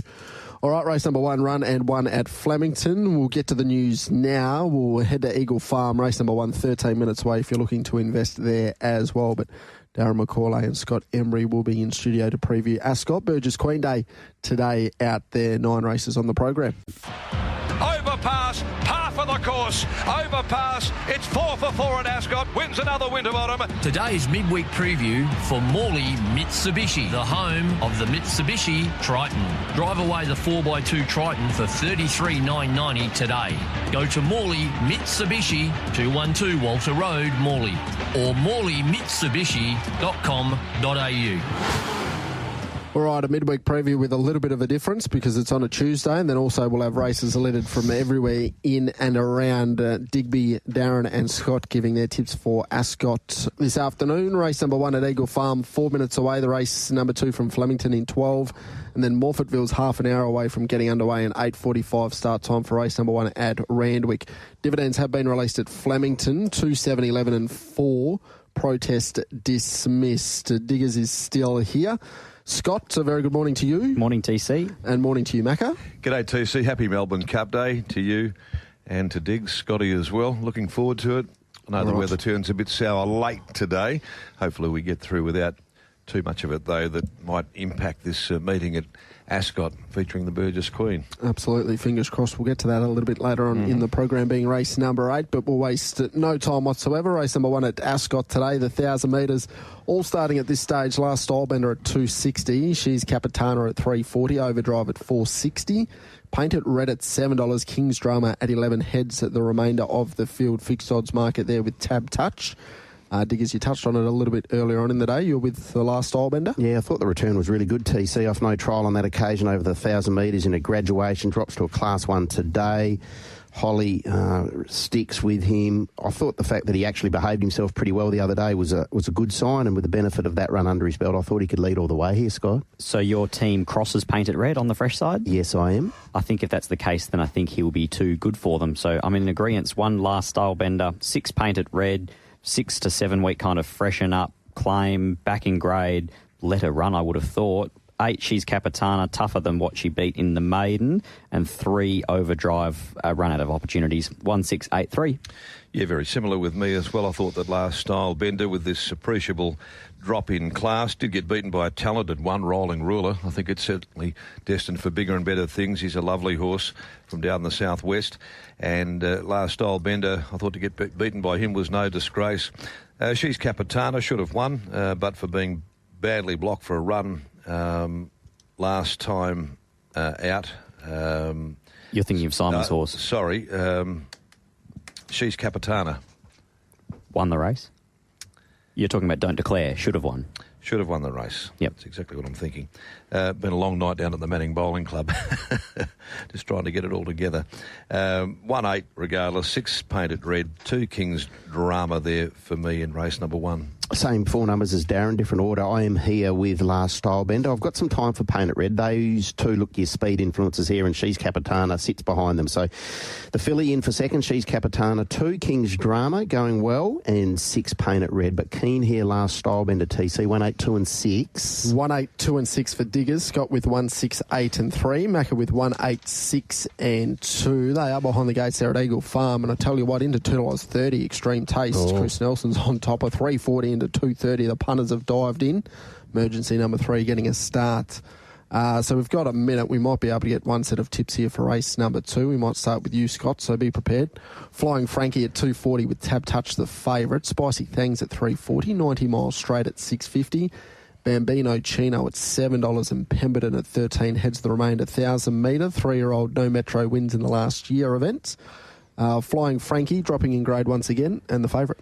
And the form lines, first up beaten 2 1/4 by Talk & Co. The runner-up Luana Miss wins the Placid Up Prelude on the weekend, goes to a Saturday graduation, takes on the older horses, goes around favourite, gets held up behind Rolling Ruler, and if Last Style Bender wins race number 1, you've got the immediate form enhancement. I think here today he can box seat again, but with a bit more luck in the home straight. I think he's hard to hold out. Spicy Thang, they rode differently last start. They rode her back and it paid dividends, but now up to 59.5. She's not very big. 790 Mile Straight bungled the start in the ladies' pro race and then did a reasonable job to tack onto the back of them and make half a run. And Bambino Chino, really nice trial and was kept safe in betting down the straight on debut as a 2-year-old and may just not have been ready for it. 1, 2, 7, 6. 1, 2, 7 and 6 in race number 2 at Ascot. We'll get the thoughts of Darren and Digby on the back of race number 1 at Eagle Farm over the 1,200 metres. It looks like there's 1 or 2 to move in, so we'll cross to the track courtesy of Sky Racing. 5 minutes away, race number 2 at Flemington. Mac Dane at $3 the favourite. Party Crasher at $5. Gigan back at $6.50. Brave Miss at $7.50. The top 4 in that market. We're up to race number 2 on the Ascot midweek preview. Scott's with 1, 2, 7 and 6. Macca, how do you order your top 4 in race number 2? Cut and paste. Cut and paste? Oh. Yeah, best bet. Flying Frankie. Can't add any more to it. Oh, best bet. Thanks. Asterix. I'll put that just right there. Diggers? 1762 for me. So thinking Flying Frankie wins. 90 Miles Straight I do have in for second. Didn't have the best of jumps last start. Was a little bit luckless fresh. I think she's a filly with some upside. 6 Bambino Chino. I love the trial. Fast filly this one. Broke a minute there at Belmont, which is not always easy to do. And 2 Spicy Thing just perhaps settling off them and might be a little bit leaderish early doors, particularly over the 1,000 I thought. 1762. All right. 1, 7, 6 and 2 for Diggers. Scott with 1, 2, 7 and 6. Macca, best bet. Race 2, number 1, Flying Frankie, 1, 2, 7 and 6 as well. $2.40 with Tab Touch just at this stage. Random Rewards comes out of race number 3 over the 1,500 metres. 3-year-old No Metro wins race, 1,500. $3 Love a Session. Cavallo Reds at $3.20. Master Alex at $5.50. Extreme Loves at $7. Cold Shizzle at $7.50. Wide Open Betting Affair, we're out to $20. The remaining 3 there, Allegro Sonata, Endless Joy and Queen's Sacrifice, race number 3. How do we order them in this race, Macca? Well, I'm going to take a set against Love a Session. Whilst it maps very, very well, it does need favours, I think, probably to bring out the best in it. It retains Pike Services. I think it's in the mix, but I'm probably going to push for Cold Shizzle, which hasn't won for some time. It's been 682 days since its last victory, but this is a nice drop in class, a great opportunity, I think, to end what has been a long wait from that winners list. It's coming out of these 72, 66 plus, 69 plus races, back to a 60 plus today. That's the first time it's been there for quite some time. And I think maybe if you're looking at $7.50 in one of these type of races, you could do worse. Cold Shizzle, hopefully can get the job done to beat 2 Love a Session. And 4 Cavallo Red dropping back to 1,500, racing in really good form at the moment. Hard to fault what he's doing. And then I'll go with 5 Master Alex. 1, 2, 4, 5 will play each way. Number 1 Cold Shizzle in the third. The field still holds up with a full 3 divvies. Mm-hmm. I thought the last few runs of Cavallo Red have been quite okay. Under a 3 kilo claimer, back today to 1,500. Senior goes on. He doesn't win out of turn, but many of these you could say the same thing. So 4 Cavallo Red I thought got his chance. 1 Cold Shizzle for all reasons given. Last 25 starts have been in higher grades. So today is his chance. 2 Love a Session. She just looks like she's going to get that lovely suck run in behind them, and she's got a good bit of acceleration. And then 7 Extreme Love. Both runs for Mitch Pateman have been very good. 4, 1, 2, 7. I'm actually with Master Alex. 3 runs this time in have been at Geraldton. And today draws a gate where it doesn't always jump brilliantly, but I think he can settle a little bit closer. Merrill Lactar going along particularly well. 5 each way from 2 Lover Session, 4 Cavallo Red and 7 Extreme Love. I didn't find a spot for Cold Chisel. In saying that, clearly will appreciate a bit of an easier assignment today. 5, 2, 4 and 7. That's for Diggers in race number 3. Scott with 4, 1, 2 and 7 and Macca with 1, 2, 4 and 5. Easy to follow along with your tips, Macca. In the first 3, you've tipped number 1 on top, if you didn't know that already. Default. Tipping, it's called. All right. 3, 7 and 8 scratched. Race number 4 on the program, $1.95. Maz Mallow in this maiden over the 1,800 metres. They are on the track at Flemington. You've got about 2 minutes until advertised start time if you are looking to play in race number 2. $4.60 Miss Graphene, $8.50 Last Mile, $11 Sea of Galilee. Here's a scoop, heads the remainder at $14 with Tab Touch bigger the remainder. The scratchings have had a say in this race, Diggers, but Maz Mallow a short price favourite. She's bursting to win a race. She's been going really well, and I think this is a suitable assignment, particularly with the scratching as Savvy Ruler. The $1.95, I don't think that lasts, TC. I think she'll start shorter than that as we get closer to jump time, and I think she wins. So 12 on top, Maz Mallow from 5, Sea of Galilee. $11. It's that sort of race. It's got very skinny, very quickly. 6 Miss Graphene, and I do have 9 Last Mile, who is still a maiden. He's a bit wacky, but he was okay the other day. 12, 5, 6, 9. I think Maz Mallow's one of the better bets on the day now. I think she nearly becomes the best bet on the program with the scratching of Savvy Ruler. She's been knocking on the door. You can get a little bit of a rail-out swoopers affair at the 1,800, so hopefully here today is her opportunity. 12 Maz Mallow, 6 Miss Graphene, loomed like the winner last start and then turned it up in the last 100. 9 Last Mile. I'd love to see him lead. He races really keenly. I think if they could find the front and allow him to stride, that might be the best thing for him. And 11 in High Reel, who was okay, I thought, on debut. Then the shades went on and never got able to get into the clear and build. Looks a real momentum, one-pace type. 12, 6, 9 and 11. Unanimous with me as well, too. It's going to be one of my other best bets for the day, Maz Mallow. It was part of a play for the day that I had with Savvy Ruler, but that, of course, is not going to eventuate with the latter's withdrawal from the program. So it clearly comes back to Maz Mallow. 4th run in the preparation, gets to the 1,800 there, and, hopefully from the wide gate yet again, it can be offset by the rise in trip. So pretty keen. 12 Maz Mallow. Sea of Galilee, I thought, did enough last start behind Bootalese. Goes to 1,800 metres, and then 6 and 4, they've just jumped Flemington. Also, Cup Day truly off and running, and Mark Zara continues to ride winners. All right, race number 4 at Ascot. Digby was with 12, 5, 6 and 9. Scott was with 12, 6, 9 and 11. Just recapping your numbers, Macca. 12, 5, 6, 4. All right, with an asterisk next to the 12 as well. Yep. Beautiful. Race number 5 over the 1,800 metres at Class 3 event. No scratchings in this one. More Matters at $3.90. Saul OK at $5. BJ Boy at $6.50. Knock One Back at $7. $8.50 about Montezuma. $9 about Al Maya.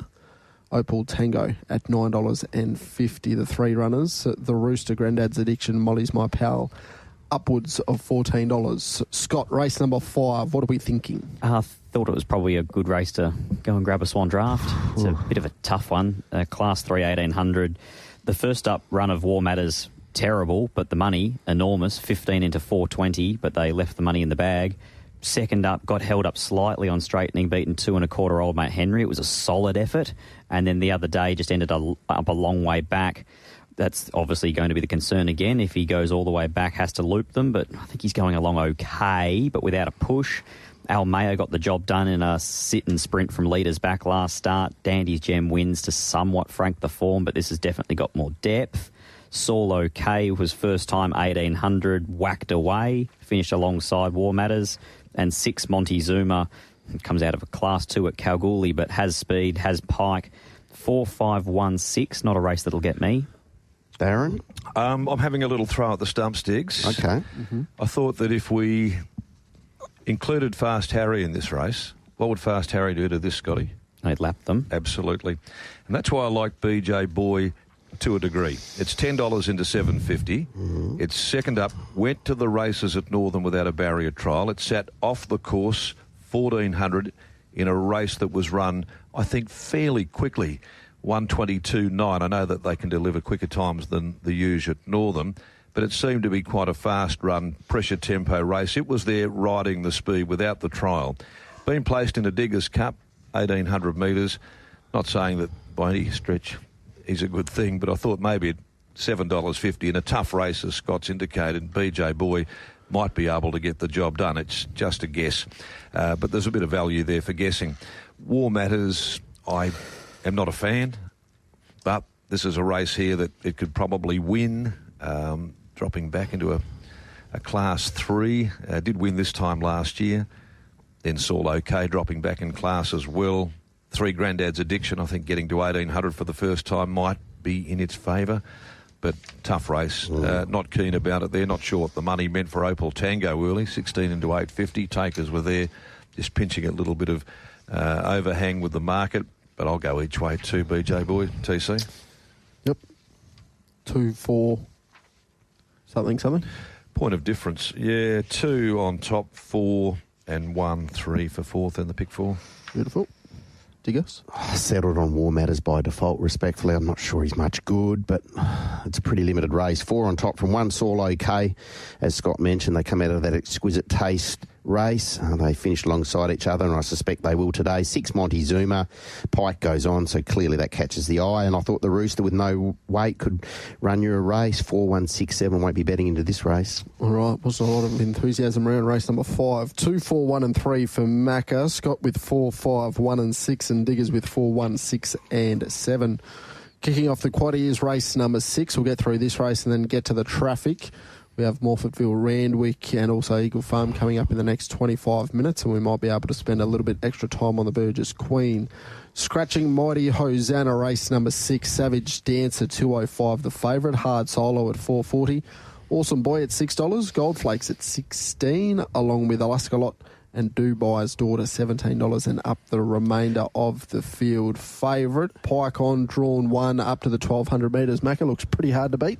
Yeah, much better drawn here than Gate 11 at Belmont Park last time out, over $1,000. That's the Poison Chalice. Monster of a run there. They tried something a bit different with Spicy Thang to great effect. We've seen the horse go down there to the southwest and deliver over 1,200 metres. I just think it ticks enough of the boxes. I'm certainly interested to get the thoughts of Diggs and Scotty there in regards to the money for Hard Solo. They climbed aboard nice and early in the piece, $8. It crunched into $3.90. And at the moment, what are we looking at? $4.40 at the moment, just pushing on out once again. So, where there's smoke, there's generally fire. You've got to respect that as well.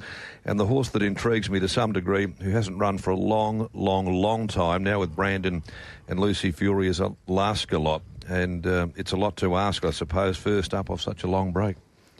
Last time went to the races. Following the disappointing performance, a post-race vet examination revealed no abnormalities.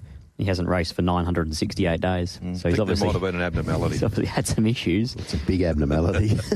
I loved his trial. Yeah, it was good. I like both of them, and I always liked the horse when Joshy Crispin had him. Yeah, ditto.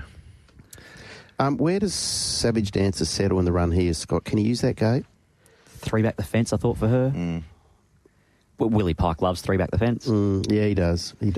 Outside of the Burgess Queen, I thought this was the race of the day. Yeah, good race. Really good race. Agree. Get to see Awesome Boy back at the races as well. Yeah, I'm a fan of him. Yeah, I think whether it's today or not, he's got 60.5 no trial. He might be a watch, but clearly he's an Ascot horse, and I think as he builds into his campaign, he's worth following.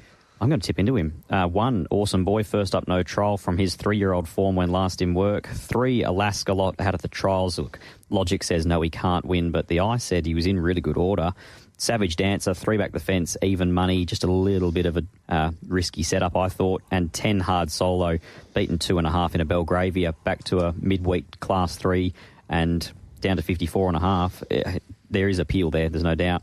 1, 3, 9, 10. Yeah, I didn't mind the 9 here, just where where she gets, whether he being William, if he can use that gate or not. But barrier 1, the first up 1,000-metre run was terrific. Found the line really strongly. 1,200 metres is suitable, clearly suitable. So 9, the best of the day for me, from 1, Awesome Boy, 10, Hard Solo, and 2, Gold Flakes, last up winner, albeit this is going to be a bit more testing, I would have thought. 9 with an asterisk from 1, 10 and 2. I think Scott's right there too. This is Pikey's wheelhouse more often than not, back there on the fence.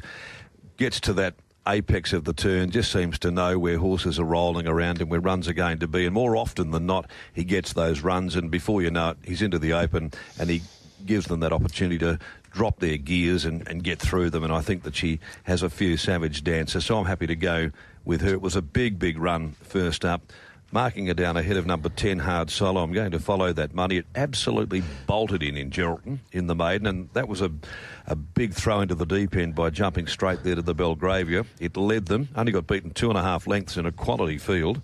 3, I'll ask a lot. Big fan like you, Scotty, there of the horse. Love to see him come back, but gee, it's a long time.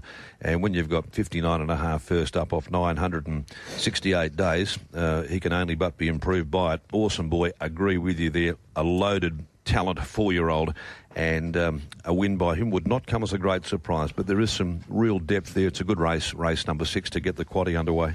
Macca with 9, 10, 3 and 1. Scott with 1, 3, 9 and 10. And Diggers with 9, 1, 10 and 2. Asterisks against the 9 for Diggers as well. We'll take a break. Morfettville, 8 minutes away. Randwick race number 1 in 13. Back to Eagle Farm in 20 and 9 o'clock for race number 3 at Flemington. Still a preview of the Burgess Queen to come here on the Ascot Midweek Preview as well. Tab Radio, your station of choice. Each weekday morning from 5:30 with the Sports Daily. You're listening to the midweek preview for Morley Mitsubishi. Drive away the Triton GLX 4x4 dual cab for $45,990 today. Go to Morley Mitsubishi, 212 Walter Road, Morley, or morleymitsubishi.com.au. All right, we've done 6 races at Ascot on the midweek preview. We've got 3 to go, including the feature, the Burgess Queen at Morfettville. We're 5 minutes away from their first race on the program. $1.50 Golden Guru is the favourite. Race number 7 on the program. Second leg of the quaddie. Ladies Pro, a short price favourite. Scratchings are 1 and 5. $1.36 Ladies Pro.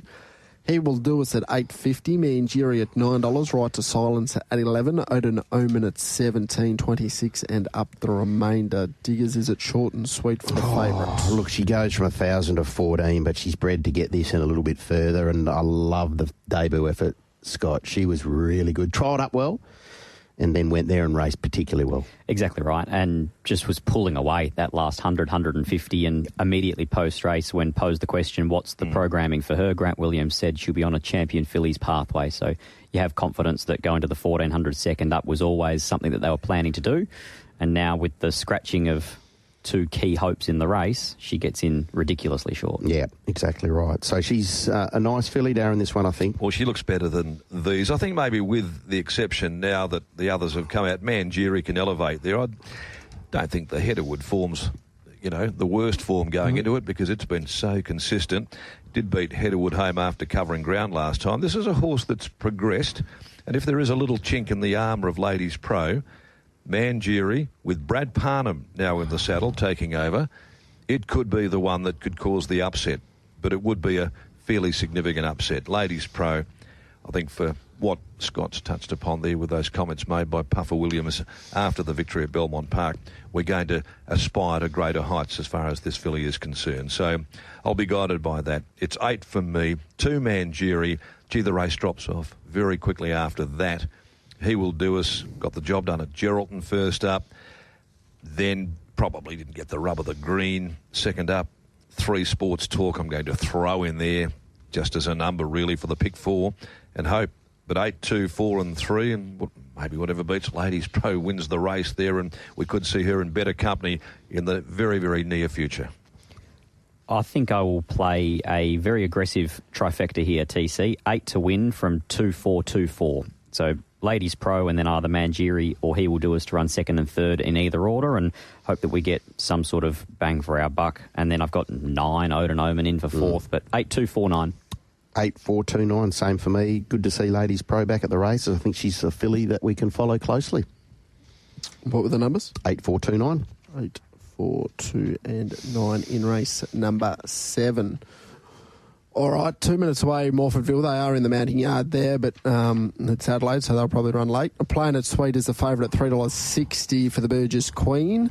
Race number 8 on the program. Talk & Co at $4. Our Girl Can Run at $4.40. Zoo Run at $8. Riva Aquarama at $14. Double figures $16 and up the remainder, headed by Fine Star and Pure Excess. So we've got a little bit of time, so we might go runner by runner through this market and get each gentleman's thoughts on the main fancies here. We'll start with you, Scott, and Playing It Sweet. Strong winning chance, and what do you make of the form of her heading in? I think it's better than what a lot of her rivals bring, to be honest, TC. She beats the stablemate first up at 1,000. She beat the older horses second up at 12, and she was within a half a length of some nice ones against the older horses in a 72-14 third up. She's got a barrier which she can use. I think she settles close handy to them. She looks well in at the set weights and penalties.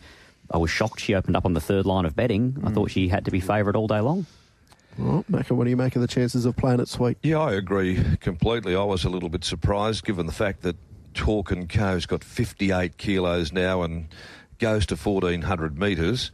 Gate number 1 will probably settle back just a little, and if she encounters one issue there, she could be in a spot of bother. Playing It Sweet's one of these that can really, I think, find a back, let down, and she can quicken off nothing. And it's been against the older horses, so I think she's been absolutely fabulous, dropping back into a 3-year-old fillies race this afternoon. Off that effort to asphalt, September born, the quality is there. I think she'll take a stack of beating this afternoon. All right, your thoughts on Playing It Sweet, Diggers, and then chances of Talk & Co? Oh, well, I think Playing It Sweet is going to be awfully hard to beat. She's had a couple of goes at 1,400. She won, and then she ran third the other day. That was 72 plus behind Asphalt and September Born.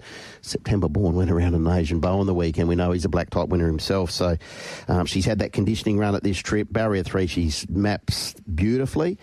Talk & Co. Lovely filly. I was with her in the Belgravia. She just got into a spot where it was awfully hard for her to pick up, but she still ran some really good figures. Barrier 1, she's probably 3 back the fence, 58 kilos. They might sort of separate a little bit here with Our Girl Can Run engaged, which should help Brad. But I just thought Playing It Sweet can settle handier and, tough, in form and a winner.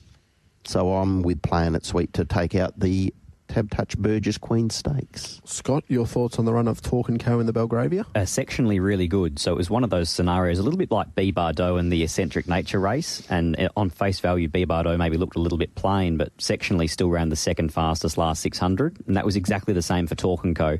And if you watch in the run-on, she actually looks like she's just building even more momentum and gave the indication that 1,400 wouldn't worry her. But my concern is the same as Digby's. She's going to concede, likely, a head start and 2.5 kilos to her main rival in Playing It Sweet, which made it tougher. In a race where they're probably going to march as well. I think she is... After this, I think she's a champion fillies type. I think she is looking for a mile. Talk & Co? Yep. All right, so they are set at Morfordville for race number 1. Macca will come back and get your thoughts about Our Girl Can Run. Been released. We're working through the field here for the Burgess Queen. They are at the start at Randwick. Our Girl Can Run, Macca, was awesome last time. That was in a maiden over 1,200 metres. Could you make the step up to 1,400 metres in this company? It'll be really interesting with Our Girl Run, and if that easterly happens to continue through the day, I'm not quite sure whether it will be as significant as it might well be outdoors at the very moment. It does play into her favour. 12 into a 14. Can she do what she was able to achieve at Belmont Park by opening up the field? She just split them apart and kept on going. It was the softest win I think I've seen for a long time. Holly just sat up, she turned the ignition off, and Our Girl Can Run just idled down to the post and won by 7 under a throttle hold. It was something else. Whether she can do that at this grade, well, that's another matter.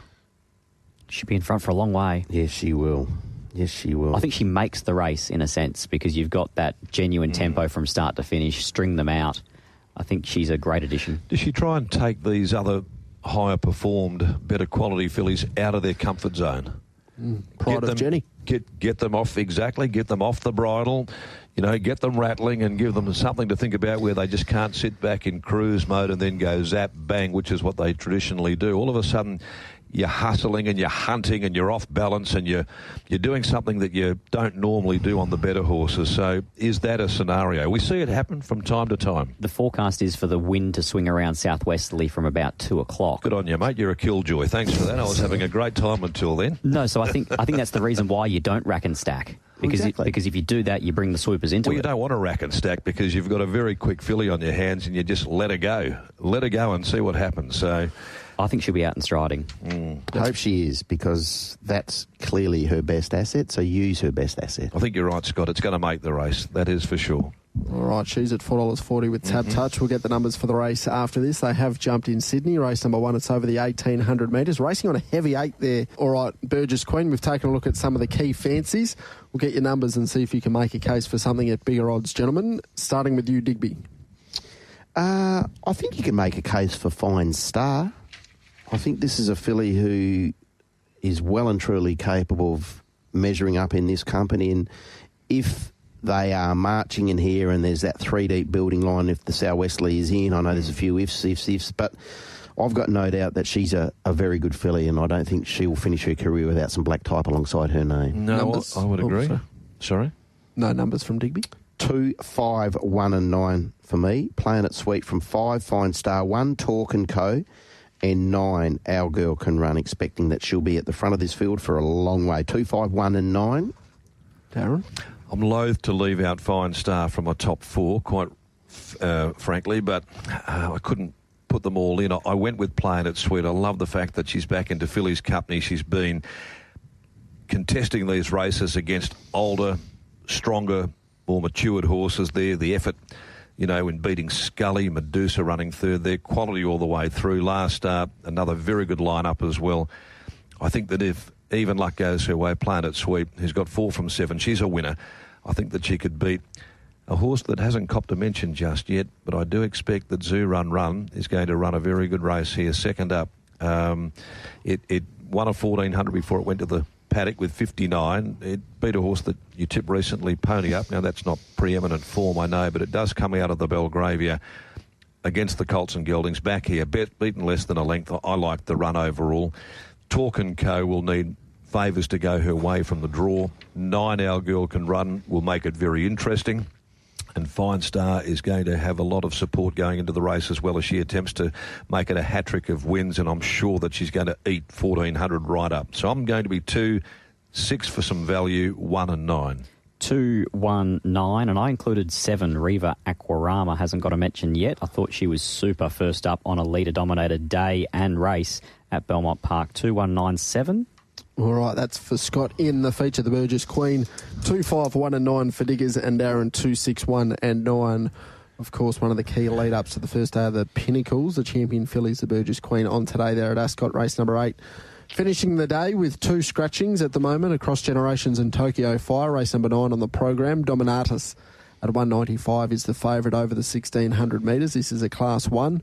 Real Serenity at $5.50, Miss Verve at $6, Sir Duskin at $7, and Galilei at $18. 90 seconds off a start at Eagle Farm. But numbers in the last. Darren, please, race number 9. I didn't really want to look at the odds on in regards to Dominatus. So I've finished up tipping this 3-year-old from the Trevor Andrews yard there. It's Pikey, of course, in the final race for the day and stepping to a mile for the first time. I thought it did a pretty good job when it gets maiden out there in the Avon Valley. But, Scott, as you know, Diggs as well, I've always had a fair bit of time for Miss Verve. I was pushing her early on in the preparation, and she brings fitness, she brings good form. She does get back, but it's a field now that drops away to just 9 runners. And the fact that she'd run second to Battle Commander, who strengthened the form on the weekend, suggests that she might be good enough to follow again here. My only, reservation is you're taking on the master against the apprentice in this circumstance. No matter how you frame that, Pike is Pike. So 5 from 3. Sir Duskin, I'm going to mark down second up there as my trifecta play. I like the first up run, given the fact that it didn't trial. It was a 13 to Think Pink Days, who's got talent there.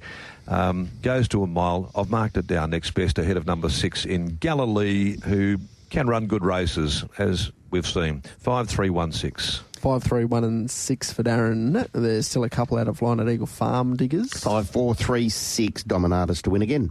5-4-1-6. No, 5-4-3-6. 3-6, okay. Scott? 5-3-1-4. Dominatus beat Radiant Light, who goes to the Faritha on the weekend. Imagine the cheer if they get the 12,000 they're expecting at Ascot, and it's Pike odds on in the last, and every man and his dog's on him. It could be the biggest sound we hear all day. They're usually pretty sort of quiet there at Ascot Cup Day, though, by the last. Reserved by nature. Yeah, exactly right. You haven't been on the drink for 8 hours since then. A few of them can only make noise by then. Yeah, very true. The field, we've taken a look at all 9 races here at Ascot. Finished with a 1,600 metre Class 1. Best bets, please, and we'll start with you. Race 6, number 9, Savage Dancer. Just the one? Yes. Scott, race 4, number 12. And race 8, number 2, Playing It Sweet. Oh, beautiful. And Darren. Flying Frankie, race 2, number 1, Playing It Sweet, later in the day. Yep. All right. Masmallow as well. You throwing that one in there? Yeah, I did. I like Masmallow. Yep, beautiful. All right, we'll stay with you. Play of the day? Play for the day, race 4, Masmallow, into Playing It Sweet. Beautiful. So race 4, number 12. Yeah, it was going to be Masmallow, Savvy Ruler, Exacta, then into Playing It Sweet, but can't do that. Them's the breaks. Exactly right. And then Playing It Sweet, race 8, number 2. Scott, play of the day. Very simple. Race 4, number 12, Masmallow. All up race 9, number 5, Dominatus. $4 the double. All right. And Digby? 4.30, race 4, number 12, Masmallow, into race 6, number 9, Savage Dancer. All right, nice and simple. A couple of multis with some of the short price favourites out there at Ascot today. Don't forget, of course, racing at Geraldton and also Bunbury. We'll have previews of those meetings very, very shortly. Best in the West today is Cantilever in the first Geraldton. Yes, we spoke to Tash Faithfull earlier. She was pretty keen. Going very well. Looks a winnable race. And also the other one was Ryan Hill liked his in the first at Bunbury. Just wins, he said. Just wins. Gravity defying. Yeah. Nice run on debut. Got held up behind a couple of slowies along the fence line. Yeah. No, he just said we'll be winning. Run. Just wins. Yep. All right. Anything else to add before we let you go? Have a great day. Enjoy the moment. Exactly. Yeah, enjoy it. The thrill of Melbourne Cup Day. Everyone was up and about at the Manning Bowling Club last night for their famous Calcutta. There's excitement. It comes on very quick, the Melbourne Cup, seemingly these days. And before you know, you're cobbling around trying to acquaint yourself with some of these horses that we've never ever heard of. All of a sudden, they just turn up out of the blue, and they're going to run on the first Tuesday in November, and everyone was embracing it last night. So great crowd down there. Well done to Buff McClenny and everyone involved. Another very successful night, and it'll carry on over to Ascot today. We've had some fabulous crowds there for the first part of the season. I'm sure that'll continue today. Lovely. Have a great day. Good calling. Thanks, TC. Good on your digs. Good broadcasting, Scott. Happy punting. Might say good day to you as well, Diggers, and then we'll go to some ads and we'll head to Flemington. Have a wonderful Cup Day, everyone. Back a winner. Absolutely. We'll recap it from the Sports Daily tomorrow morning from 5:30.